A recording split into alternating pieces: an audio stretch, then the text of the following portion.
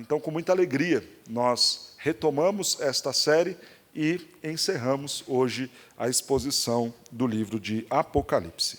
Apocalipse 22 nos diz assim: Então me mostrou o rio da água da vida, brilhante como cristal, que sai do trono de Deus e do Cordeiro. No meio da sua praça, de uma e outra margem do rio, está a árvore da vida, que produz 12 frutos, dando o seu fruto de mês em mês, e as folhas da árvore são a cura dos povos. Nunca mais haverá qualquer maldição. Nela estará o trono de Deus e do Cordeiro. Os seus servos o servirão. Contemplarão a sua face, e na sua fronte está o nome dele. Então já não haverá noite, nem precisam eles de luz de candeia, nem da luz do sol, porque o Senhor Deus brilhará sobre eles e reinarão pelos séculos dos séculos. Disse-me ainda: estas palavras são fiéis e verdadeiras. O Senhor, o Deus dos espíritos dos profetas, enviou seu anjo para mostrar aos seus servos as coisas que em breve devem acontecer. Eis que venho sem demora. Bem-aventurado aquele que guarda as palavras da profecia deste livro.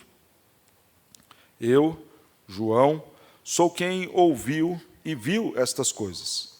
E quando as ouvi e vi, prostrei-me ante os pés do anjo que me mostrou essas coisas para adorá-lo. Então ele me disse: Vê, não faças isso. Eu sou o conservo teu, dos teus irmãos, os profetas, e dos que guardam as palavras deste livro. Adora a Deus. Disse-me ainda: não seles as palavras da profecia deste livro, porque o tempo está próximo. Continue o injusto fazendo injustiça, continue o imundo ainda sendo imundo, o justo continue na prática da justiça, e o santo continue a santificar-se. E eis que venho sem demora, e comigo está o galardão que tenho para retribuir a cada um segundo as suas obras. Eu sou o Alfa, o Ômega, primeiro e o último, princípio e o fim. Bem-aventurado aqueles que lavam as suas vestiduras no sangue do Cordeiro, para que lhes assista o direito à árvore da vida, e entrem na cidade pelas portas. Fora ficam os cães, os feiticeiros, os impuros, os assassinos, os idólatras e todo aquele que ama e pratica a mentira. Eu, Jesus, enviei o meu anjo para vos testificar estas coisas às igrejas. Eu sou a raiz e a geração de Davi, a brilhante estrela da manhã. O Espírito e a noiva dizem: vem. Aquele que ouve, diga: vem.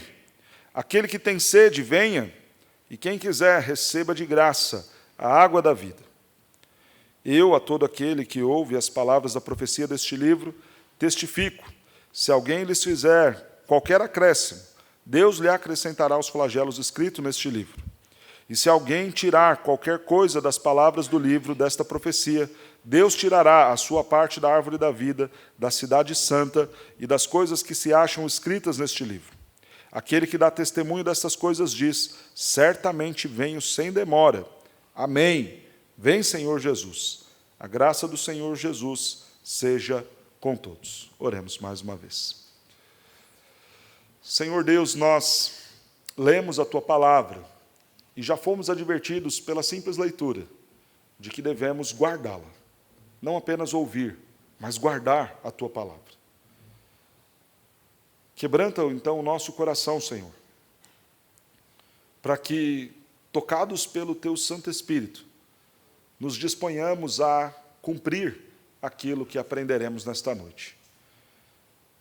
Este livro, ó Deus, tão especial, nos foi dado para o nosso consolo, para nos desafiar a viver de forma santa enquanto aguardamos a volta do Senhor Jesus, que então estas palavras cumpram este propósito, que o Senhor console a Tua igreja, anime aqueles que estão desanimados, que o Senhor, ó Deus, possa confrontar pecados aqui nesta noite, e aqueles, Senhor, que talvez ainda estejam fora do livro da vida, fora da condição de entrar na grande cidade, possam ser quebrantados pelo Senhor, salvos pelo Senhor, convertidos pelo Senhor.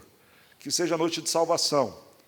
Que teu Santo Espírito trabalhe nos corações de todos que nos ouvirão aqui. É a nossa oração em nome de Jesus. Amém, Senhor. O livro de Apocalipse foi escrito para nos consolar. Para consolar, em especial, uma igreja que sofria o pior momento de perseguição da história de todo o povo de Deus. Estamos falando aproximadamente do ano 94. Sob a liderança do imperador Domiciano, cristãos eram mortos aos montes. Igrejas não podiam reunir-se, à semelhança do que estamos fazendo aqui e agora, neste momento. A situação da igreja era triste. Neste momento, todos os apóstolos já estavam mortos, com a exceção de um, João, que não está em condição confortável, mas está preso na ilha de Patmos, justamente por estar pregando a palavra de Deus. A situação é triste, o tempo é difícil para a igreja do Senhor Jesus Cristo. Deus, então, na pessoa de Cristo Jesus, envia a sua mensagem às 7 igrejas da região da Ásia Menor, para consolar o seu povo. E a forma como o livro é aberto, no capítulo 1, mostra quem está no trono, e quem está no trono é o Senhor Jesus. Mostra que Cristo Jesus, aquele por quem a igreja estava morrendo, está vivo, reina, e é Senhor sobre todas as coisas. Capítulo 2 e 3 de Apocalipse segue agora com orientações práticas específicas para estas 7 igrejas da região da Ásia Menor. Capítulo 4 até o capítulo de número 11 de Apocalipse, nós temos a primeira grande divisão do livro. Nesta primeira grande sessão é contada a história do tempo da ascensão de Jesus até o tempo da sua volta. Todos os acontecimentos que se dariam, então, do momento em que Cristo subiu aos céus até o momento da sua segunda vinda, serão descritos nestes primeiros capítulos, do capítulo 4 até o capítulo 11. É mostrado, então, para João a sala do trono, de onde o Senhor reina e governa todas as coisas. É mostrado para João o livro que contém toda esta história da humanidade, da ascensão até a segunda vinda. É mostrado para João, por meio dos selos abertos e por meio das trombetas que serão tocadas, todo o juízo de Deus e toda a forma como o Senhor tratará a história da humanidade, da ascensão de Cristo até a sua segunda volta. Do capítulo 12 até o capítulo 19 de Apocalipse, essa mesma história da ascensão até a segunda vinda de Cristo é contada mais uma vez, com ênfase então nos momentos finais. Apenas no capítulo 12, de forma bem rápida, tudo aquilo que havia sido descrito de forma ampla, do capítulo 4 até o capítulo de número 10, vai ser contado rapidamente em alguns poucos versículos, mostrando a história da humanidade. E a partir do capítulo 13 de Apocalipse, o texto passa até o capítulo 19 a dar enfoque para a grande tribulação, para os agentes de Satanás que perseguirão a igreja e maltratarão a igreja. Até então também o julgamento destes e a vitória final, triunfante do nosso Senhor Jesus Cristo, que se dá no capítulo 19.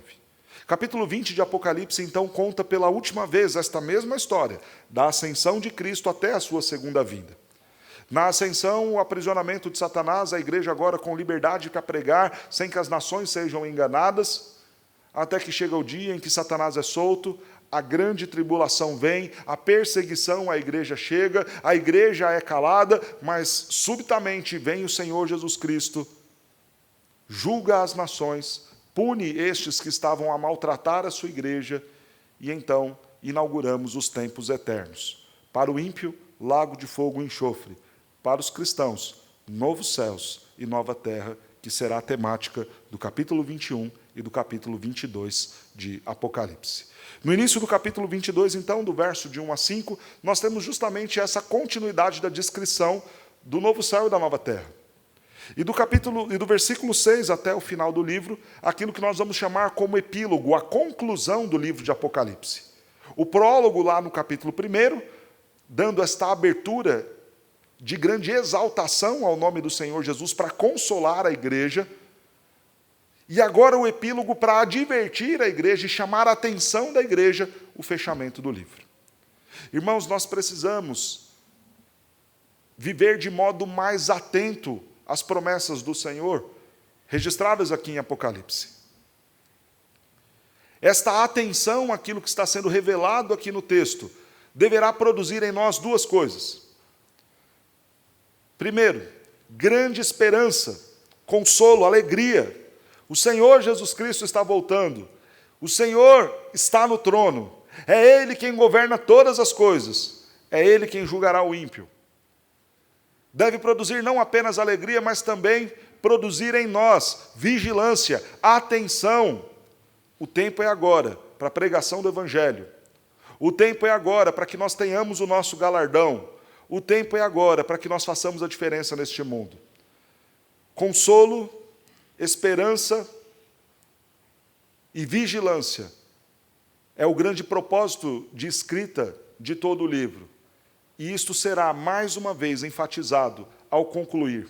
Como se então o Senhor Jesus, escrevendo para a sua igreja, depois de contar toda a história sobre os últimos acontecimentos, estivesse dizendo o seguinte: eu quero relembrar com vocês aquilo que ao longo de todo o livro eu vim contando e pedindo.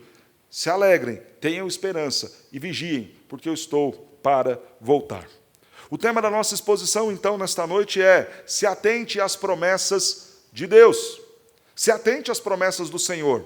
Preste atenção naquilo que Deus falará. Preste muita atenção, porque o tempo está se esgotando. Esta noite não pode ser uma noite qualquer em sua vida. Estar sentado aqui, nos próximos 50 minutos, não pode ser algo indiferente na história da sua vida, mas precisa ser algo transformador. Precisa ser um momento proveitoso, onde o Senhor falará profundamente ao seu coração, chamando a sua atenção para que a sua história de vida seja mudada e transformada. Este é o meu desejo, esta é a nossa necessidade.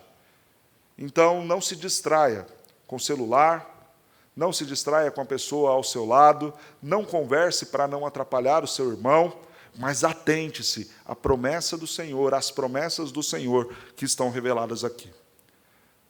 A primeira promessa que vemos no texto, do qual devemos nos atentar: há um lar para nós, o povo de Deus. O capítulo 22 começa então dando a continuidade sobre essa descrição da nova terra.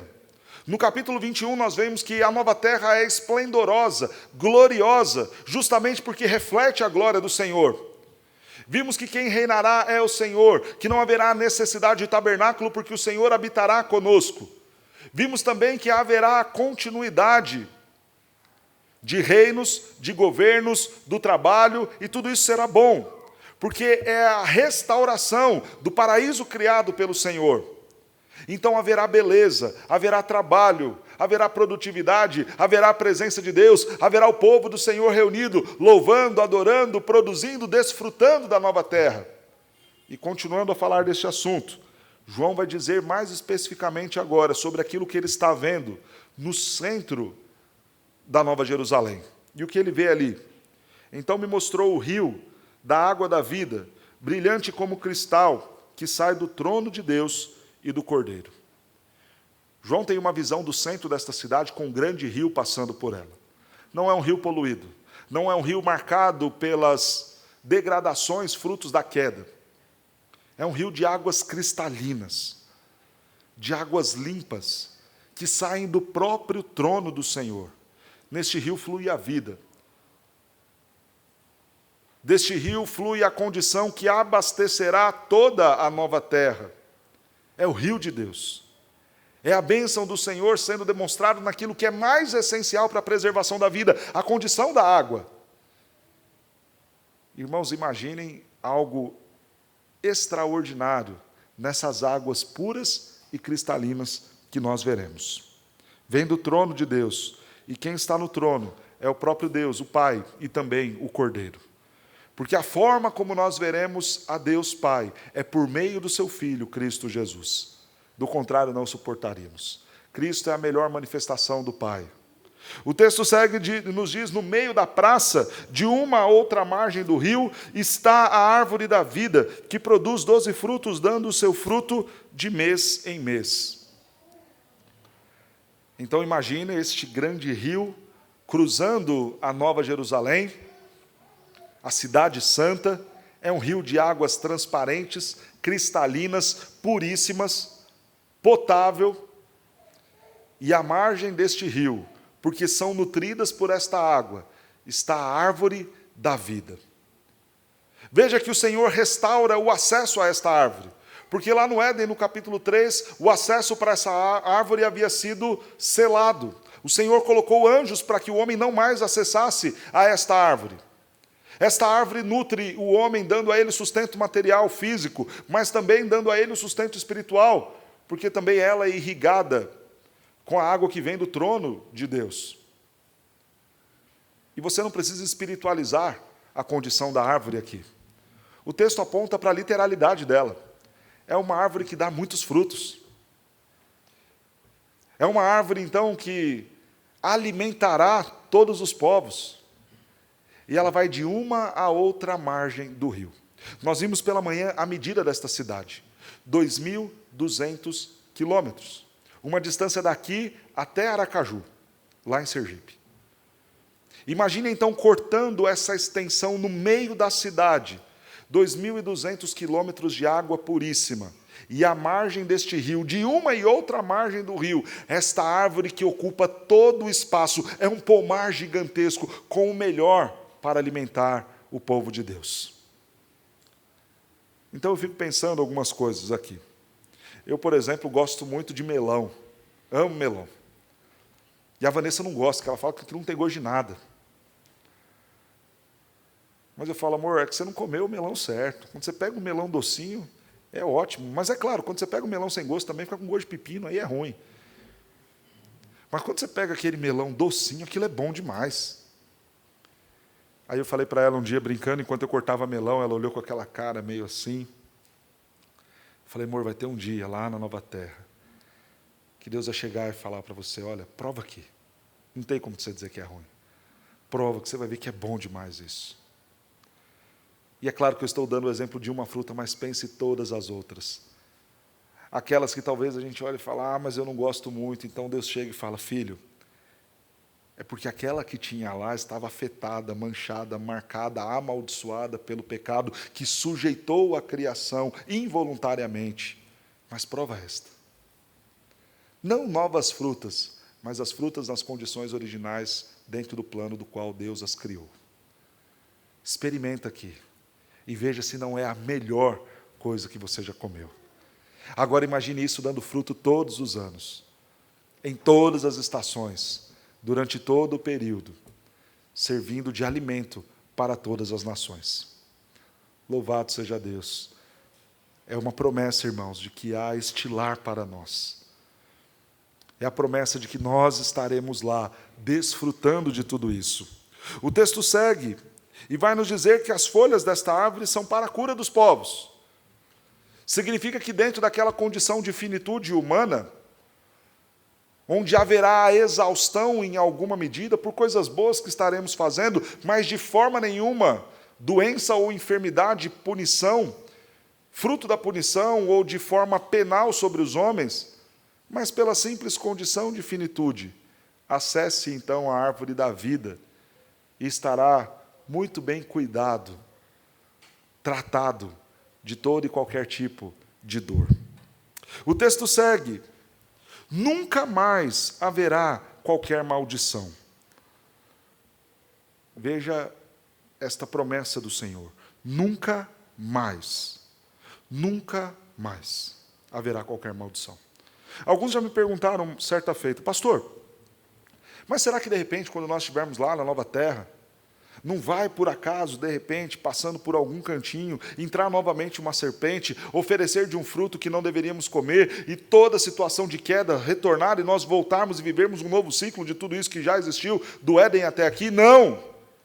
Porque nunca mais haverá maldição. E é a promessa do texto bíblico.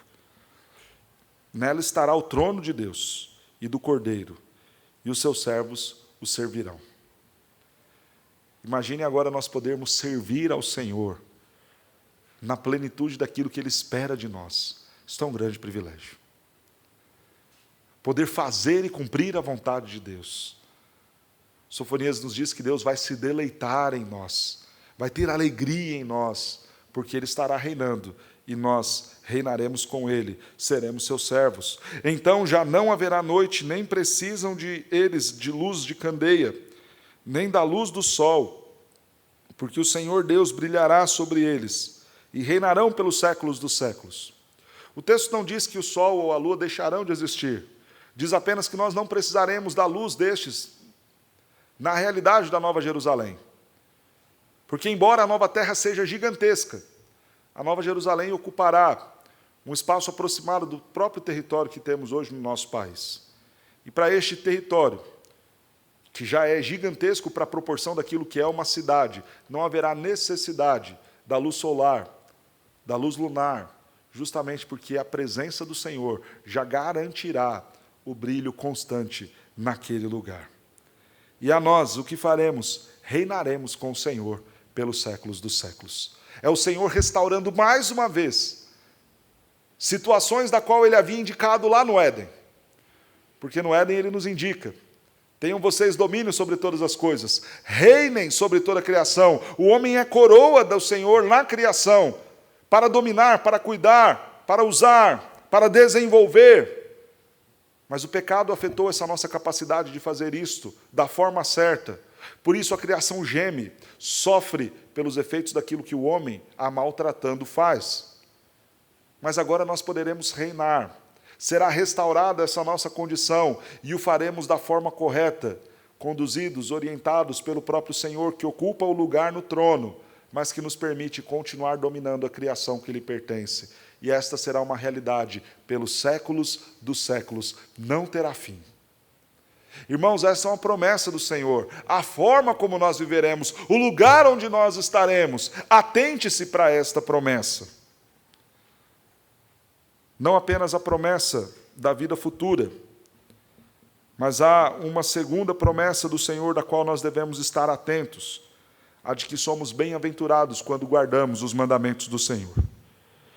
Disse-me ainda: essas palavras são fiéis e verdadeiras. O Senhor, o Deus dos espíritos dos profetas, enviou o seu anjo para mostrar aos seus servos as coisas que em breve devem acontecer. Eis que venho sem demora. Bem-aventurado aquele que guarda as palavras da profecia deste livro. Bem-aventurado aquele que guarda as palavras da profecia deste livro. É muito interessante a forma como o Apocalipse se desenvolveu.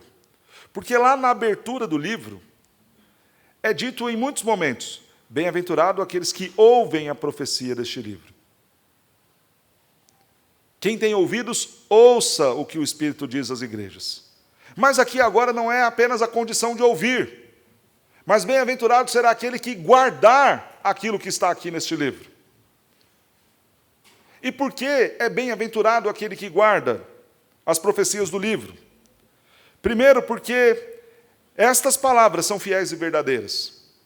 Quando nós lemos o texto de Apocalipse, capítulo 19, verso 11, se referindo ao Senhor Jesus Cristo, diz assim o texto: vi o céu aberto, e eis um cavalo branco.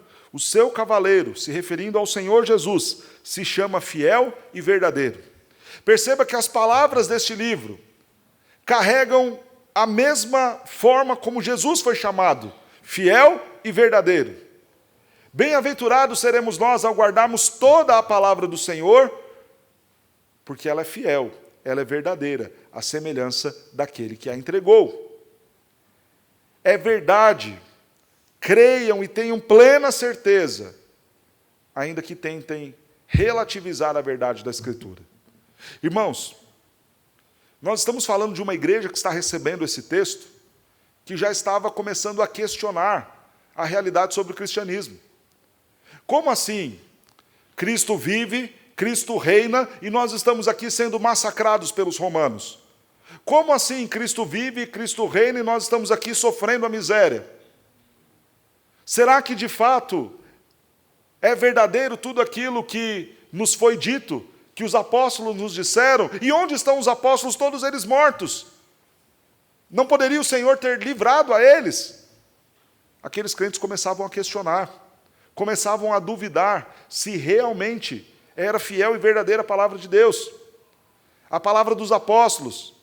E para mostrar que não era apenas a palavra dos apóstolos, mas aquilo que o próprio Jesus Cristo havia dito e revelado, o texto dá ênfase.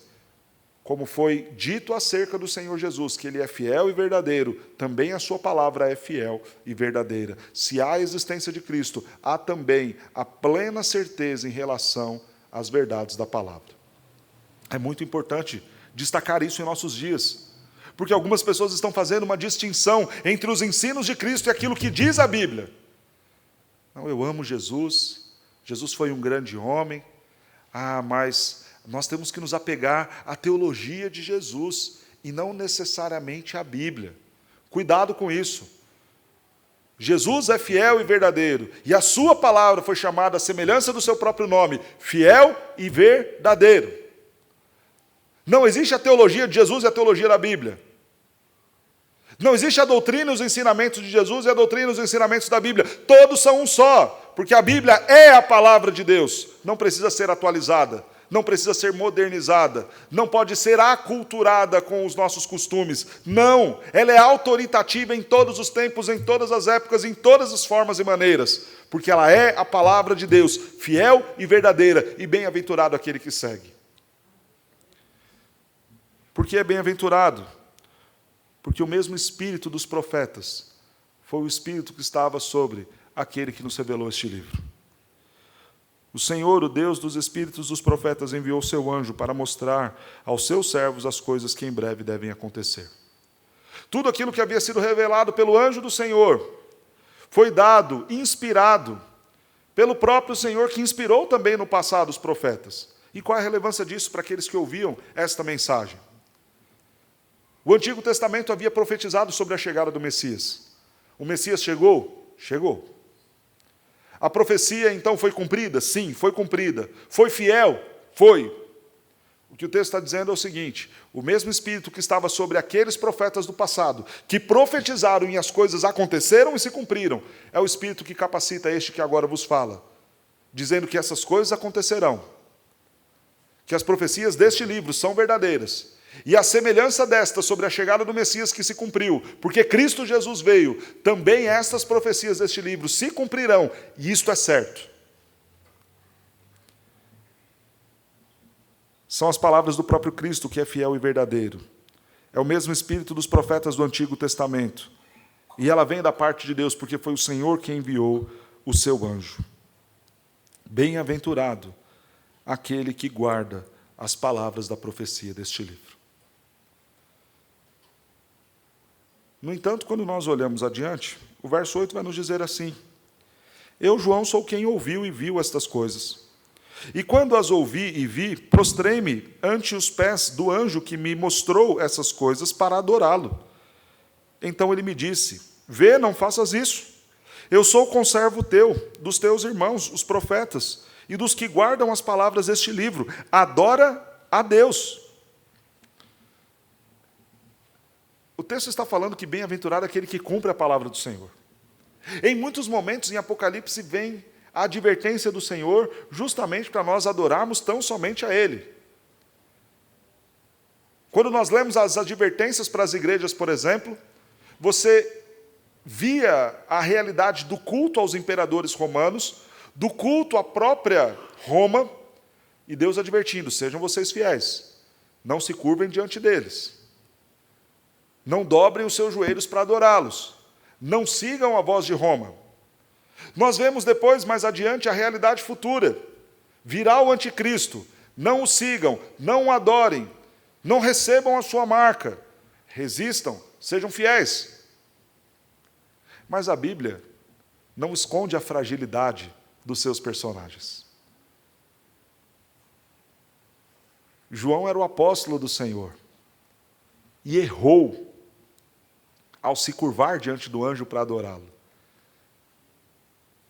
É como se pedagogicamente Deus, depois de falar sobre a necessidade de guardarmos a palavra, usasse o exemplo de João para dizer: está vendo? Prestem atenção, vigiem, porque se até ele caiu e errou, tomem cuidado vocês também, para não incorrer no mesmo erro. Adorem somente a Deus. É como se Deus, então, na sua pedagogia, tivesse se valido do apóstolo João para mostrar para a igreja, mais uma vez, que a adoração deveria ser dada tão somente a ele. E o anjo diz: não me adore, sou conservo teu.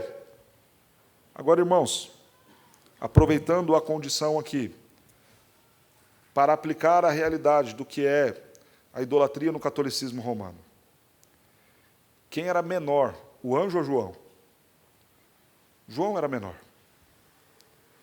Não podemos ter, então, São João, São Pedro, São Paulo, ou qualquer outro apóstolo como imagem de santo para intermediar nossa relação com Deus e receber nossa adoração.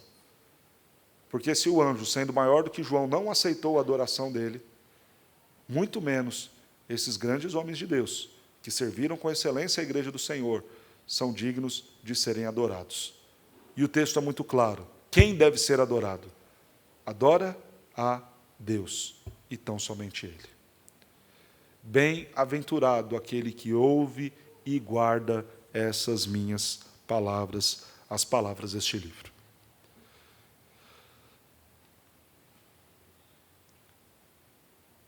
O texto segue e vai nos dizer agora no verso 10, não celes as palavras da profecia deste livro, porque o tempo está próximo.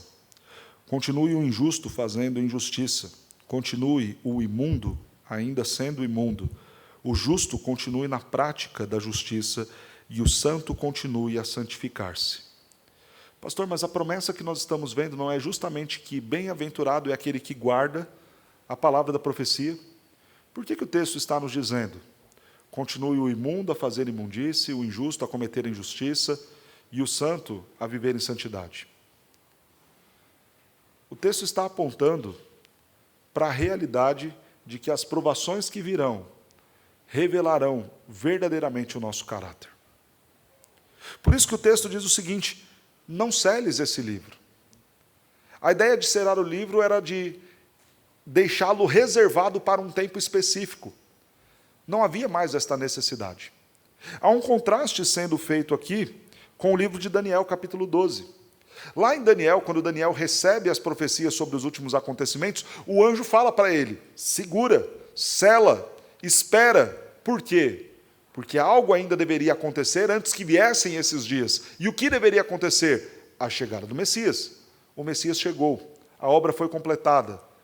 Na ascensão de Cristo inaugurou-se então os últimos dias. Já vivemos esses últimos dias. Nada mais precisa ser selado, muito pelo contrário, precisa tornar-se conhecido, porque agora vem o tempo de provação, e a provação revelará verdadeiramente aquilo que somos. O imundo continuará a fazer as suas imundícies, porque ao ser provado, revelará o que de fato é. Isso faz muito sentido com aquilo que Paulo vai orientar e dizer a Timóteo. Timóteo, prega a palavra. Isso será como coceira. A sã doutrina eles não suportarão.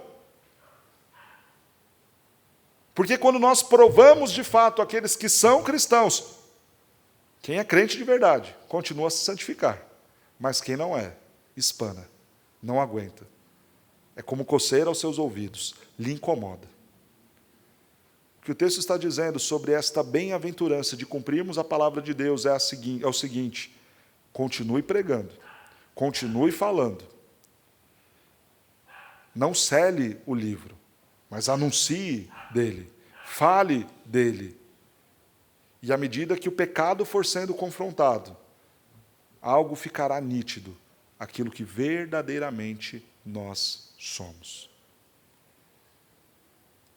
Por isso, quando nós olhamos para a Reforma Protestante, a disciplina eclesiástica é algo tão necessário. Porque aquele que, de fato, for confrontado em seu pecado, for provado em sua condição de fé e amar verdadeiramente ao Senhor, permanecerá no seu processo de santificação. Mas aquele que for impuro, que não amar verdadeiramente ao Senhor Jesus, não resistirá. Este tempo é chegado, e bem-aventurado aquele que guarda as palavras deste livro. A primeira promessa, haverá um lugar para nós. A segunda promessa, seremos bem-aventurados se guardarmos os mandamentos do Senhor. A terceira promessa que temos aqui neste livro, haverá recompensa, galardão e punição. Diz o texto, então, a partir do verso 12. E eis que venho sem demora, e comigo está o galardão que tenho para retribuir a cada um segundo as suas obras. Esta é uma promessa que o texto está falando. Jesus voltará, e ao voltar, não virá mais para ofertar a salvação, como fez na primeira vinda anunciando o reino. Na sua próxima vinda, na sua segunda vinda, ele virá para julgar as obras. O tempo que nós temos para arrependimento é agora. A ideia dispensacionalista, então, que Cristo vem em um primeiro momento e uma nova chance é aberta, para então um terceiro movimento de Cristo em nossa direção, isso não é bíblico, não é correto. A chance que temos é agora, porque a próxima vez que Cristo despontar e os nossos olhos o verem, será para juízo, juízo final, julgamento final. A Bíblia nos fala de dois tipos de julgamento. Imediatamente quando nós morremos, nós somos julgados. Esquece esse negócio de reencarnação, isso não existe, não é bíblico. A Bíblia diz o seguinte, lá em Hebreus capítulo 9, verso 27. Ao homem só é dado o direito de morrer uma única vez. Uma única vez. Vindo depois disso o juízo. Você morre então. E depois de morrer essa única vez que é dado o direito aos homens morrerem, eles serão julgados. Não tem essa de reencarnar para tentar pagar o karma. Isso não é bíblico. Pode ser bonito. Puxa, olha que legal, tenho várias chances. Então vou completando em várias vidas até chegar num espírito evoluído. É balela. Isso é do diabo. É doutrina satânica. O que a Bíblia diz é uma só vida, uma única morte. Vindo depois disso o juízo. Então nós seremos julgados. Quem creu em Cristo Jesus estará no céu, no paraíso. A semelhança daquilo que o ladrão da cruz ouviu, nós ouviremos. Hoje mesmo estarás comigo no paraíso. E aqueles que não creram já estarão condenados. Imediatamente após a morte, já sofrerão as angústias do inferno. Há um segundo tipo de julgamento que o texto nos trata, que a Bíblia nos fala, e é deste julgamento que o texto está tratando aqui. Ele virá então agora, e com ele estará o galardão para retribuir a cada um segundo as suas obras. Para quem creu no Senhor Jesus Cristo, diz o verso 14, bem-aventurados aqueles que lavaram as suas vestiduras no sangue do Cordeiro, que se fizeram justos pela justiça de Cristo Jesus, para que lhes assista o direito à árvore da vida. É o galardão, é o prêmio, temos acesso. Podemos agora estar nesta nova terra que o Senhor tem preparado para nós. As nossas obras agora serão julgadas e o nosso galardão será entregue. Por isso, de forma muito correta e oportuna, o apóstolo Paulo nos diz lá em 1 Coríntios capítulo 15, verso 58, sede firmes, inabaláveis, sempre abundantes na obra do Senhor, sabendo que no Senhor o vosso trabalho não é vão. Cada vez que você vem à reunião de oração, a cada pessoa que você ajuda e serve, a cada momento que você se dedica para estar na igreja, servir seu irmão, cultuar ao Senhor, se empenhar para cumprir aquilo que Ele prescreve na sua palavra, para cada um desses atos e momentos, acumula-se para nós o galardão do Senhor, a bênção do Senhor, que receberemos no futuro. Por isso Jesus diz, não se preocupem em acumular para vocês tesouros aqui na terra, não se preocupem em empenhar a vida de vocês por riquezas aqui na terra, ter tempo demais para trabalhar e ser rico aqui, sem acumular para você tesouro lá no céu. Coloque seu coração naquilo que não é transitório e passageiro. Porque teremos um galardão. Haverá recompensa para nós. A Bíblia não nos descreve como é este galardão, o que receberemos, qual é o nível e como se dá esse prêmio. Mas o texto diz, segundo as nossas obras, Ele nos recompensará. Diz também que a punição para o ímpio virá. Isto é uma promessa do Senhor.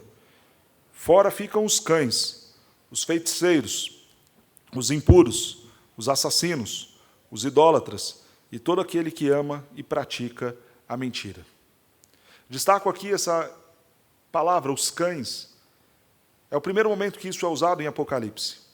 Nessa lista dos que ficarão de fora, os outros termos já haviam sido ditos, mas esta expressão, os cães, não havia sido ainda mencionado. E é claro que não está falando do animal de estimação que nós o temos. Para entendermos esse texto, nós precisamos ler lá em segunda carta de Pedro, capítulo 2, versos 20 e 22. O texto fala de quem são esses cães. Os cães são aqueles que, depois de desfrutar de uma boa vida com o Senhor, retornam ao seu vômito e comem daquilo que acabaram de pôr para fora. O que o texto está dizendo aqui é que aqueles que vieram para a igreja, ouviram a palavra do Senhor, tomaram conhecimento sobre tudo aquilo que Deus é, tudo aquilo que Ele fez, ouviram as pregações, ouviram os cânticos, mas mesmo depois de tudo isso, voltaram ao seu vômito e à vida ímpia, à vida pagã. Aqueles que talvez nós chamamos de desviados, que estão afastados da igreja, mas não os que são filhos que um dia voltarão à casa do Pai. Aqueles que decidiram viver à parte da vontade de Deus, a estes cães que retornaram ao vômito, eles não entrarão. O que restará para eles é a punição. Também diz o texto: os feiticeiros, impuros, assassinos, idólatras e todo aquele que ama e pratica a mentira ficam de fora. Ficam de fora. Não terão lugar, não creram no Senhor Jesus, não entregaram as suas vidas ao Senhor Jesus.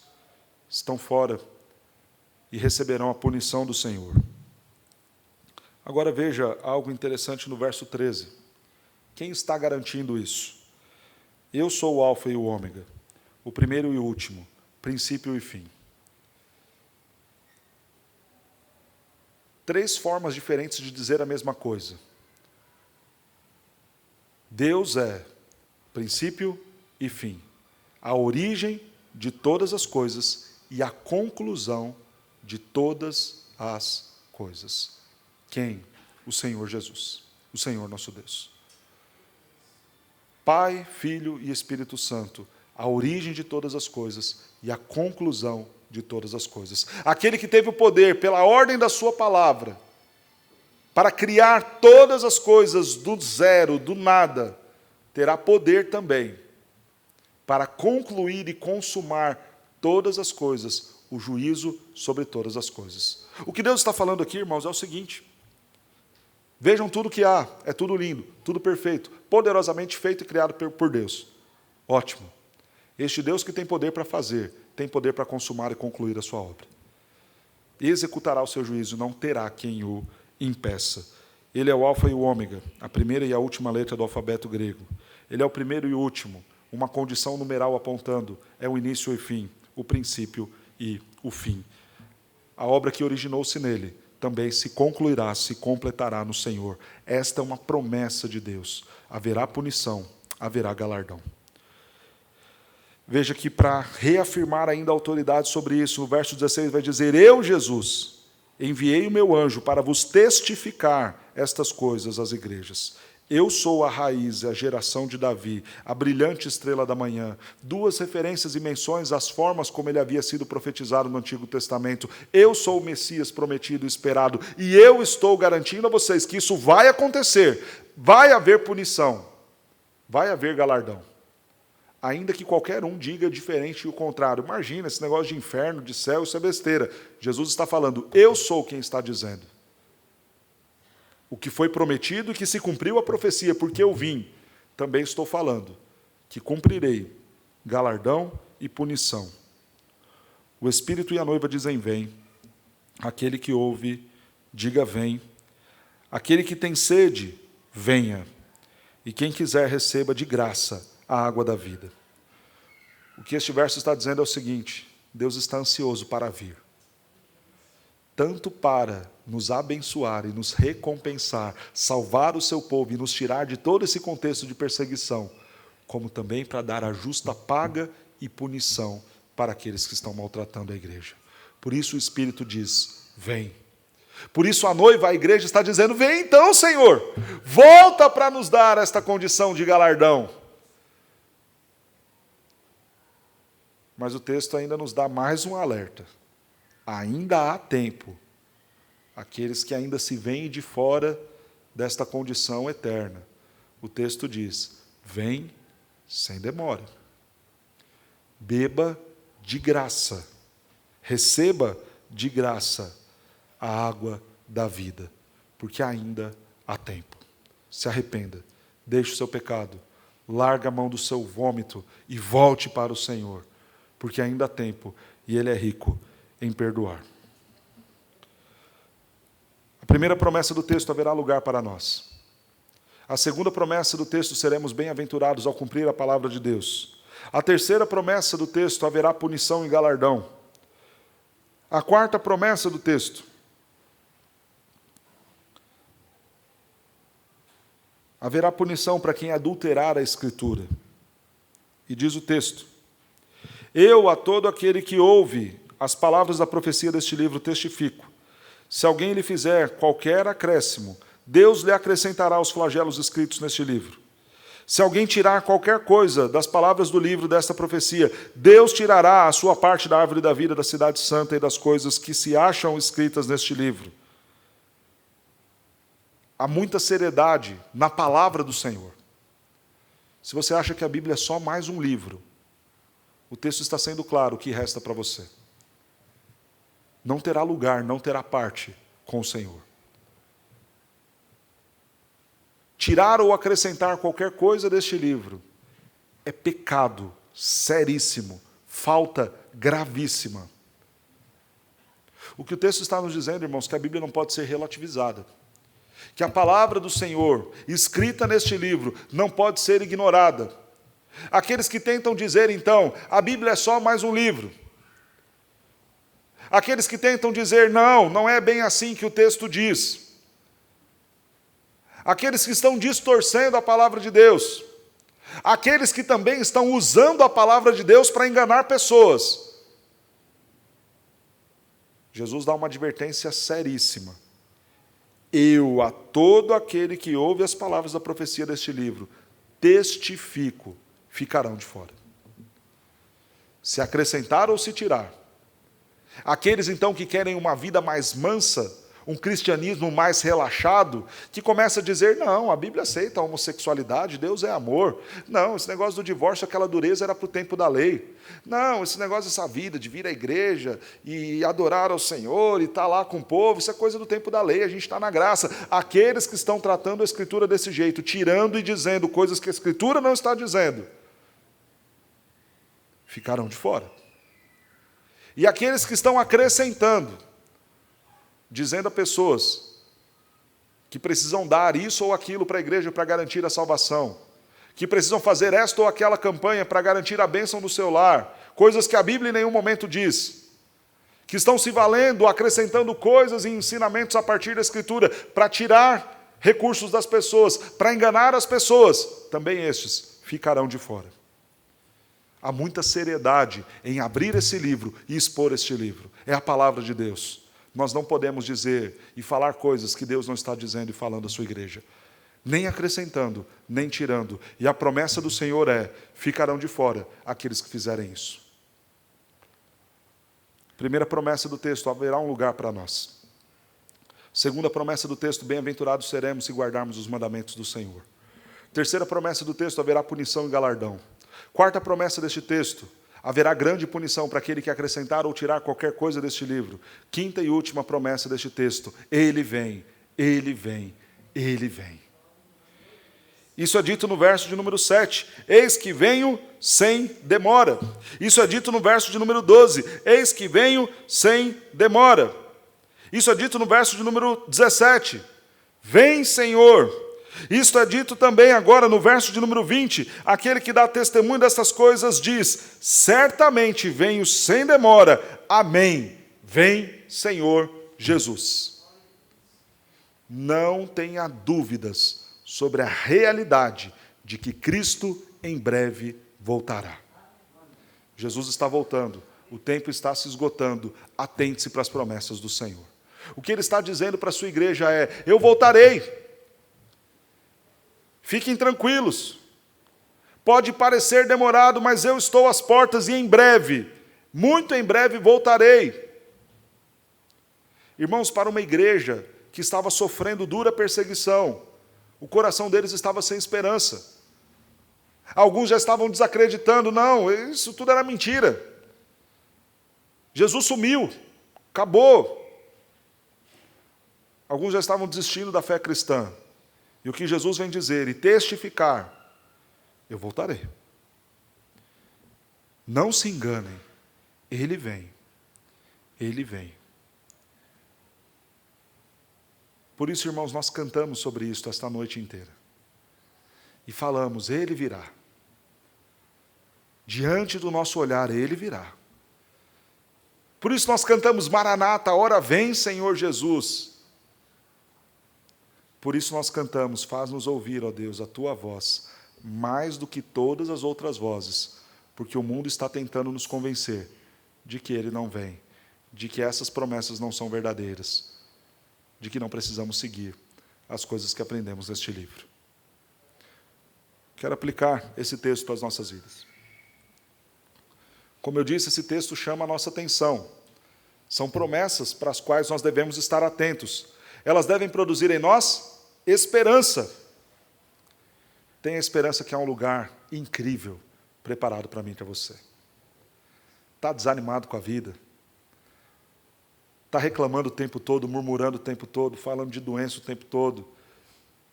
Está apavorado com esse negócio do Covid, da pandemia?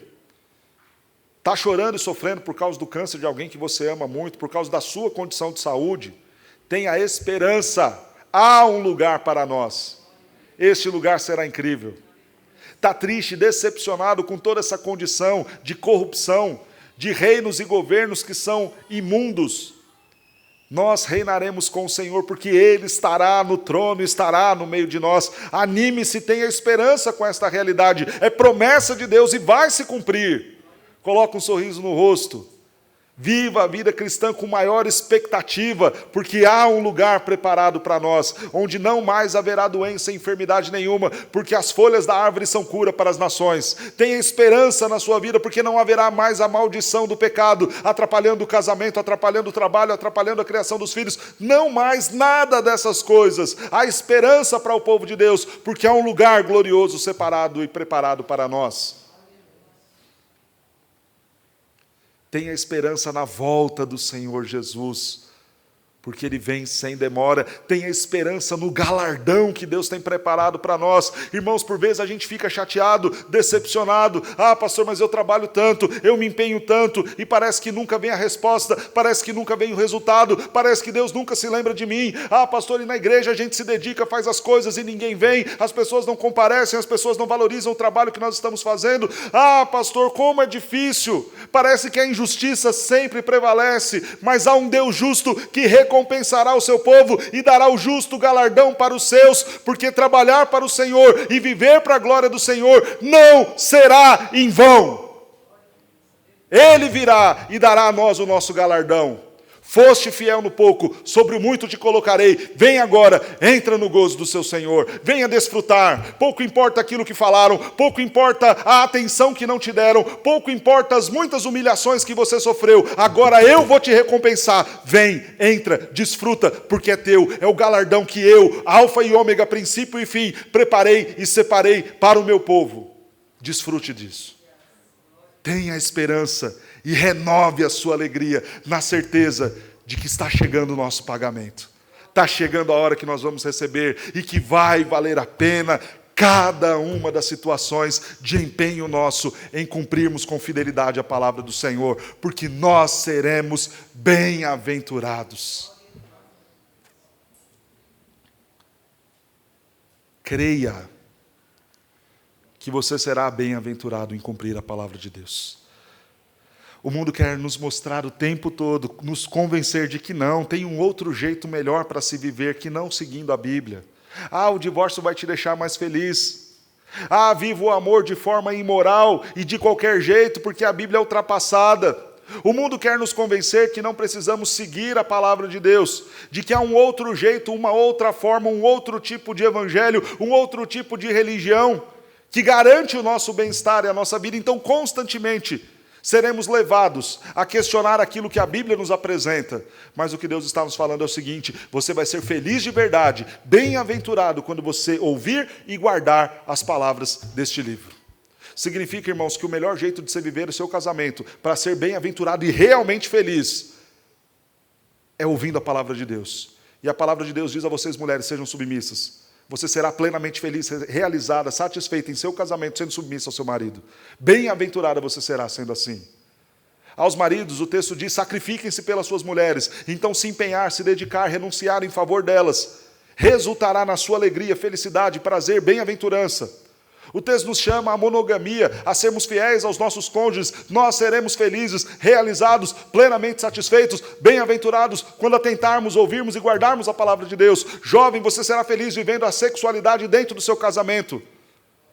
Homem com a sua esposa, a mulher com o seu marido. É assim que nós temos a felicidade, a satisfação sexual plena, porque somos bem-aventurados quando guardamos a palavra de Deus. O mundo vai tentar nos convencer da homossexualidade, o mundo vai tentar nos convencer do adultério, vai tentar nos convencer do divórcio, vai tentar nos convencer de viver uma vida fora da igreja, mas a palavra de Deus atesta, testifica e nos dá a garantia. Você será feliz e bem-aventurado quando você começar a ouvir e cumprir a palavra de Deus.